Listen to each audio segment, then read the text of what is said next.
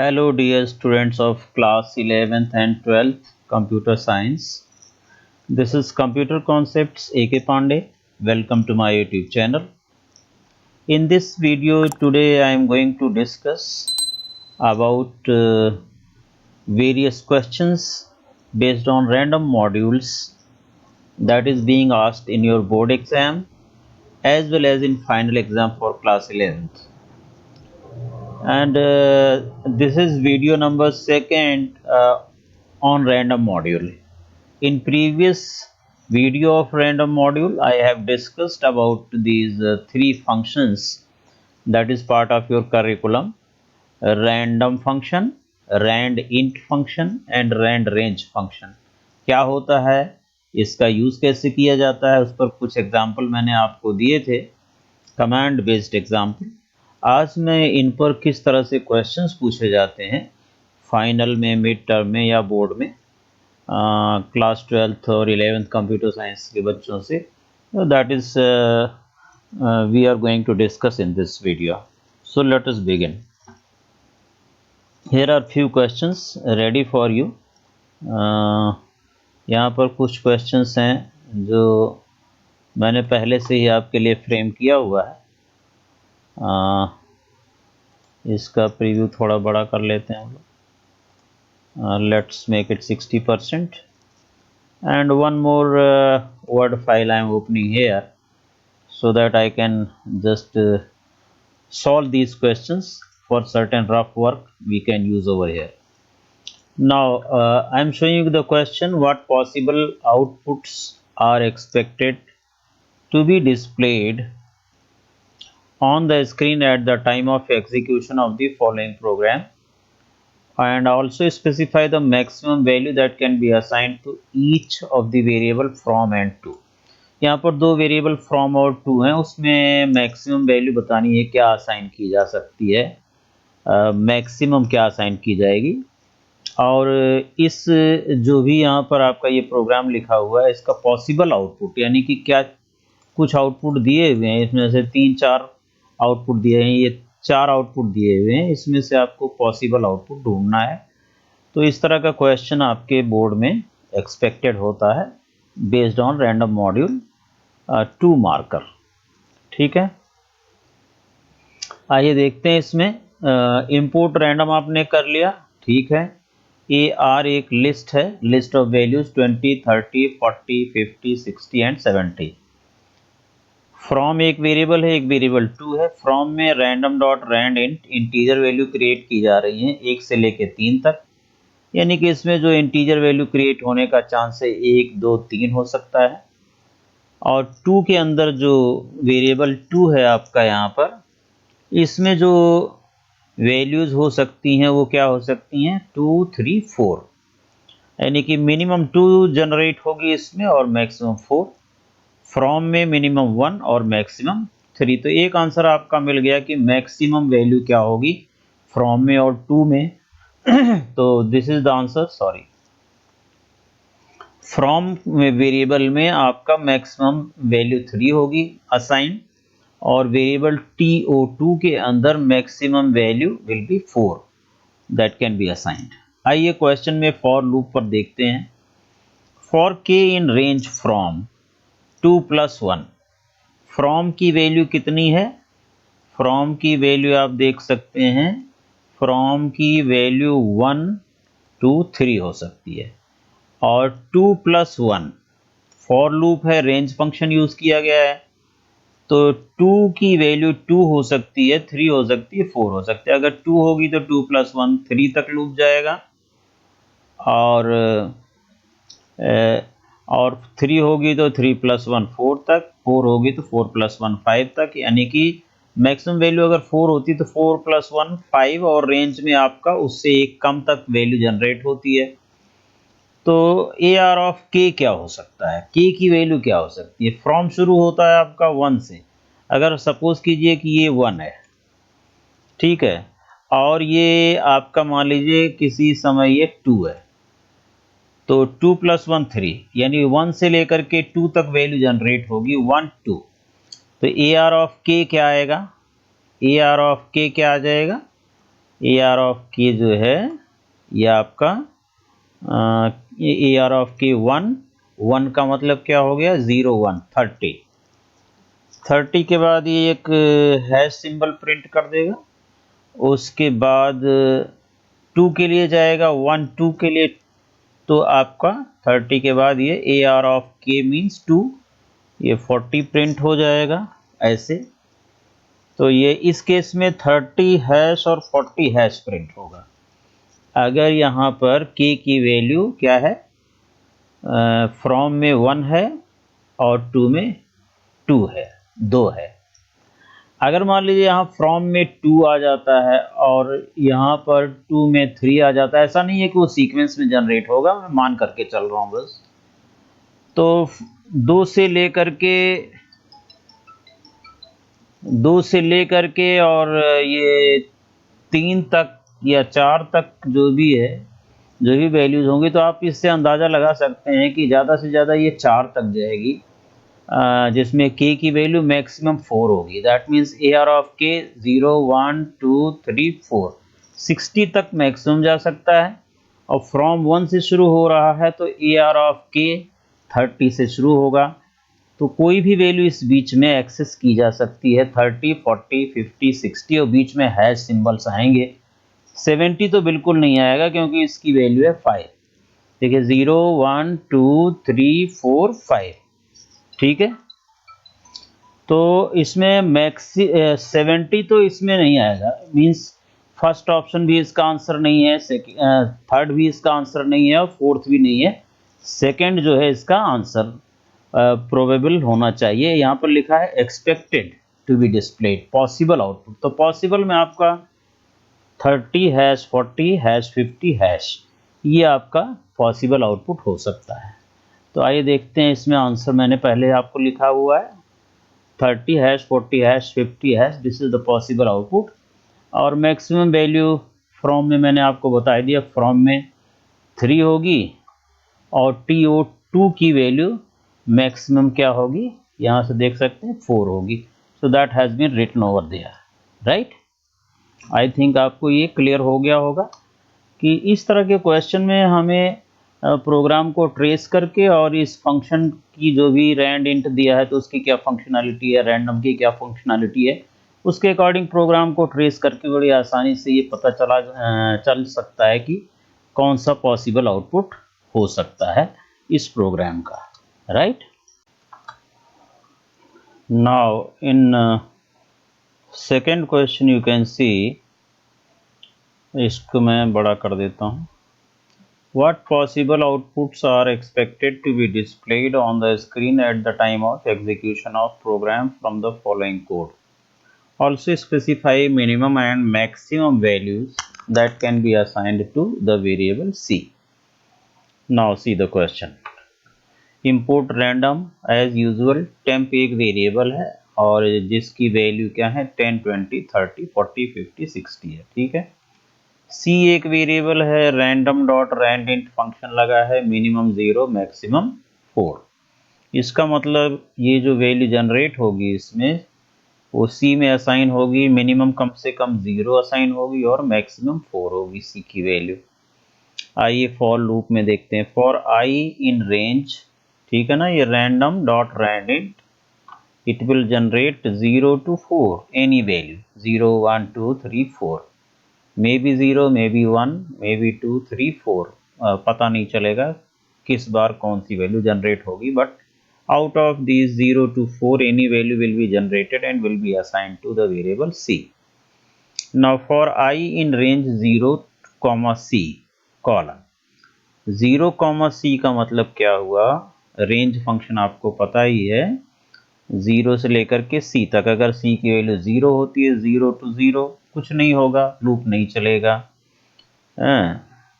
और 0 to 1 अगर होता है तो 0 के लिए लूप चलेगा और टेम्प ऑफ आई का मतलब टेम्प ऑफ 0, दैट मीन्स 10, ठीक है। हैश एंड सेम लाइन में आगे फिर से अगला आउटपुट जो भी आना होगा आएगा, यानी कि 10 हैश एक आंसर आ सकता है इसका। अगर C की वैल्यू होती है 1 ठीक है, 0 1 2 3 4। सी की वैल्यू 1 होती है तो 10 हैश आ सकता है। सी की वैल्यू अगर 2 होती है तो 0 2, दैट मीन्स 0 और 1 के लिए चलेगा। तो टेम्प ऑफ 0 यानी कि टेम्प ऑफ 0 क्या हो जाएगा, 10 हो जाएगा हैश, और उसके बाद फिर टेम्प ऑफ 1 जब आएगा तो 20 हो जाएगा। ठीक है, तो यहाँ पर क्या चीज़ नहीं होगा उसको हम पता करते हैं। 0 से लेके 4 तक जनरेट होगी। अगर सी की वैल्यू 4 होती है, लास्ट वैल्यू चेक कीजिए, तो सी की वैल्यू अगर 4 होती तो यहाँ पर आई की वैल्यू क्या जनरेट होगी, आई की वैल्यू जनरेट होगी 0 1 2 3। तो अब टेम्प ऑफ आई अगर आप करते हैं तो टेम्प ऑफ आई का मतलब टेम्प ऑफ 0 जनरेट होगा, टेम्प ऑफ 1 जनरेट होगा। ठीक है, और मैक्सिमम क्या जनरेट होगा आपका, temp of 3, temp of 3 maximum generate होगा। तो ये मैक्सिमम यहाँ तक प्रिंटिंग हो सकती है, दैट मीन्स 0 1 2 3 40 तक जा सकता है maximum to maximum.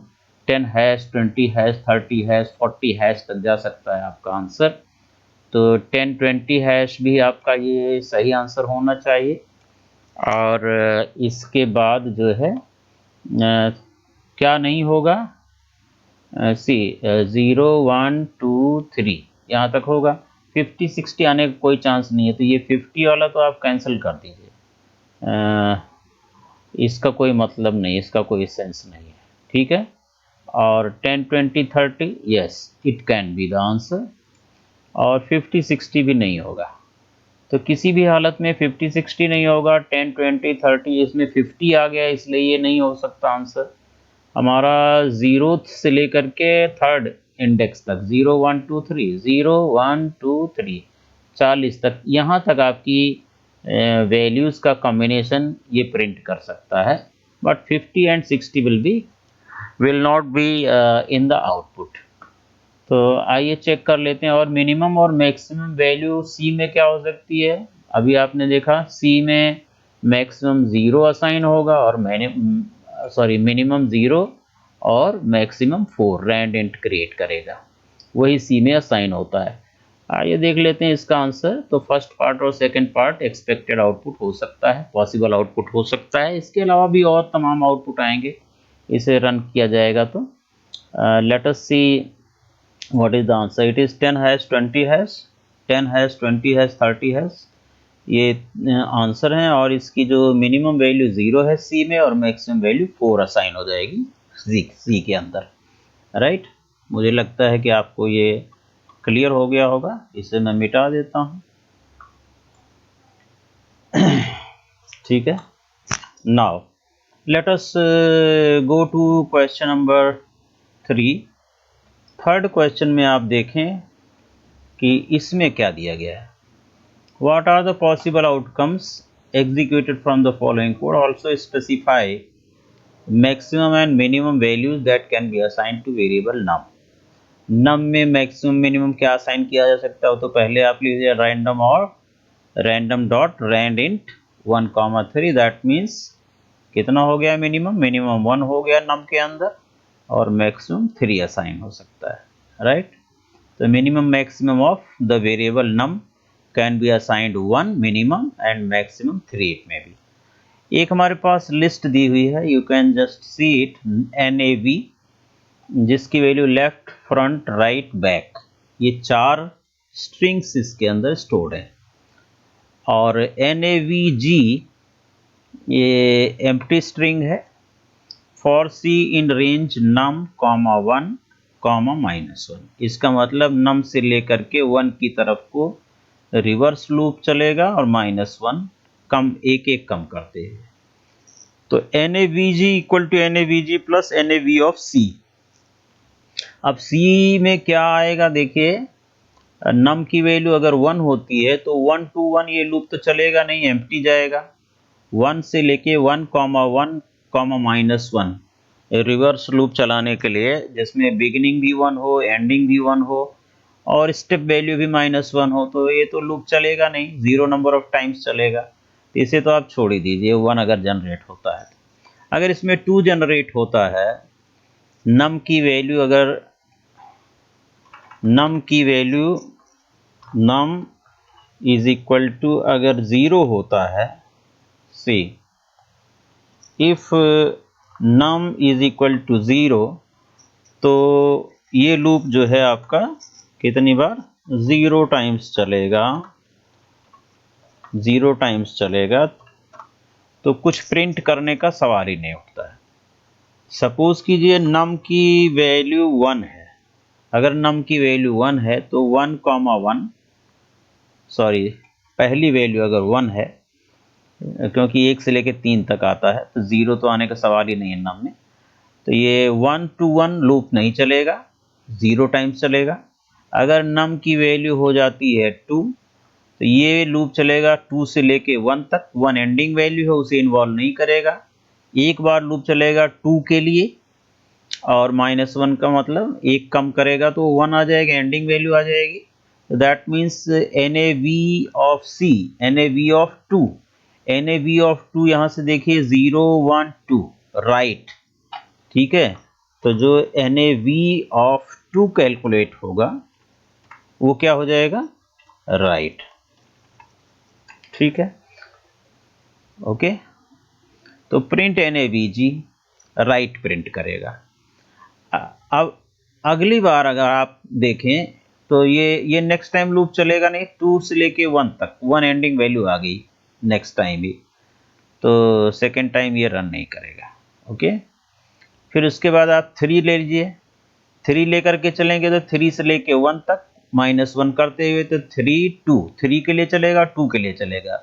NAV of C, NAV of 3 क्या होगा, 0 1 2 3 बैक, और NAV ऑफ 2 तो राइट, तो यानी कि राइट प्रिंट होने का चांस है, एम्प्टी भी जाने का चांस है, मतलब कुछ ना प्रिंट हो, और बैक राइट प्रिंट हो, ये भी प्रिंट हो सकता है बैक राइट, क्योंकि अगर इसकी NUM की वैल्यू अगर 3 होती है तो 3 2 means NAV of 3, NAV of 2 print होगा। NAV ऑफ 3 जो है वो बैक है, NAV ऑफ 2 इज राइट। तो दो आउटपुट आने के चांस हैं, या तो राइट आएगा, या तो बैक राइट आएगा, या तो एम्प्टी आएगा। तो शायद आपको समझ आ गया होगा। तो लेट अस सी इट, इसमें बैक राइट और बैक का सवाल ही नहीं है, बैक का सवाल नहीं है, तो केवल back right is the correct answer for this, ठीक है, बैक राइट आएगा। और उसके बाद minimum value assign to the variable num is 1 and maximum is 3। यहाँ देखिए मिनिमम 1 है और मैक्सिमम 3 है। अगर इस कोड को हम लोग पेस्ट करें वहाँ पर जा कर के पाइथन में, थोड़ा सा हम जा कर के इसको वेरीफाई कर सकते हैं। ये वाला ऑलरेडी पेस्टेड है यहाँ पर पाइथन में, पहला वाला। तो फर्स्ट वाला रन करके देख लेते हैं। देखिए यहाँ 30 40 50 आ गया। इसके बाद अगर मैं फिर से रन कराता हूँ तो क्या आता है, 50 60 आता है। फिर से रन कराया तो 30 40 50 60 आया, ठीक है। फिर से रन कराया तो कुछ नहीं आया। तो इसका मतलब जो हमारा पहला वाला है फर्स्ट प्रॉब्लम, इसमें 70 कहीं नहीं आएगा। तो that means we have done very much right. 30 40 50 एक ही ऑप्शन है, बाकी में 70 है, and 70 is never going to be printed. Similarly we can see this one also, इसको भी अगर हम लोग करके देखें,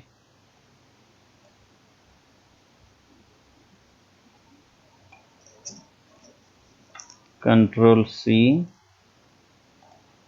इंपोर्ट तो रहने दीजिए, इंपोर्ट तो चाहिए ही, यहाँ पर प्रिंट कर देता हूँ।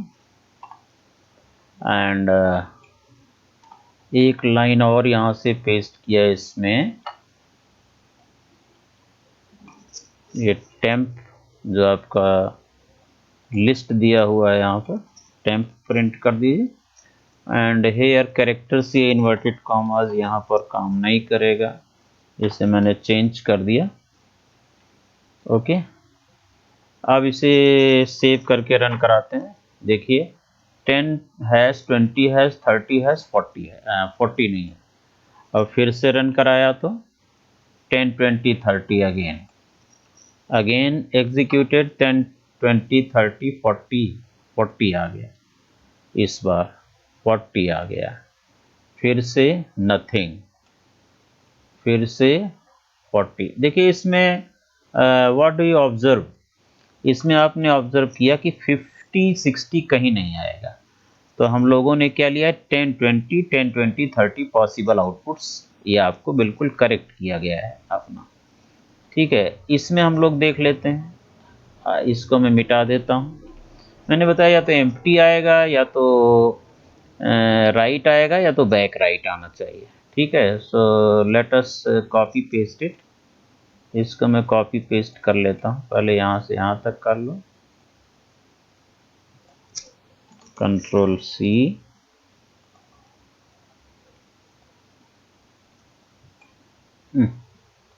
सॉरी, पेस्ट कर दिया यहाँ पर, एंड देयर आफ्टर ये 2 लाइनें और पेस्ट करनी बाकी रहेगी, इसको भी मैंने वहाँ पर पेस्ट कर दिया।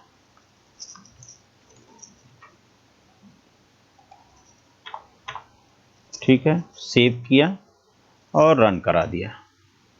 इसमें देखिए राइट आ गया, रन कराया, बैक और बैक राइट आ गया। ठीक है, फिर से ये राइट आ गया, एम्प्टी आ गया, तो बैक या बैक राइट या जो है एम्प्टी, मैंने जैसा आपको कहा था, तो यहाँ पर हमारे पास फ्रंट नहीं आएगा और बैक और बैक राइट दोनों आ रहे हैं, तो आप इसे भी ले सकते हैं अपने आंसर में। तो मैं बैक को भी अपने आंसर में ले लेता हूँ।